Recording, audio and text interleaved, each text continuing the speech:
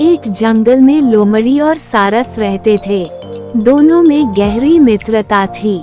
एक दिन लोमड़ी ने सारस को देखा और वह कहने लगी, सारस भाई राम राम, कैसे हो? सारस बोला, लोमड़ी बहन मैं तो अच्छा हूँ, तुम अपनी बताओ। लोमड़ी बोली, सारस भाई मैं भी बहुत अच्छी हूँ।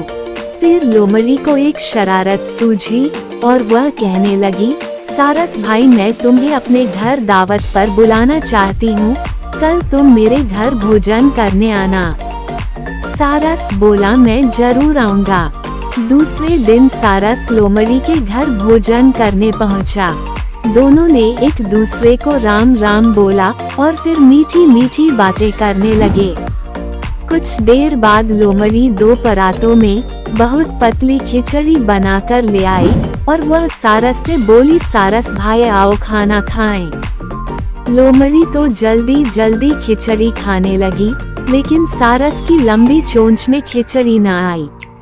उसे खिचड़ी ना खाते देख लोमड़ी मन ही मन बहुत खुश हुई और झूठी चिंता दिखाते हुए सारस से पूछने लगी कि क्या बात है, तुम्हें पसंद नहीं आया? सारस लोमड़ी की चालाकी समझ गया और थोड़ी देर बात करने के बाद उसने लोमड़ी को बोला कि कल तुम मेरे घर खाने पर जरूर आना। लोमड़ी ने कहा, हाँ मैं जरूर आऊंगी। सारस ने मछलियां पकाकर 2 तंग मुंह की सुराहियों में डाल दी। जब लोमड़ी आई तो दोनों ने एक दूसरे को राम राम करी और बातें करने लगे। कुछ देर बाद सारस सुराही उठा लाया। वो लोमड़ी को कहने लगा, बहन आओ मिलकर मछलियां खाएं। इतना बोलकर उसने अपनी चोंच सुराही में डाल दी। वो मजे से मछलियां खाने लगा।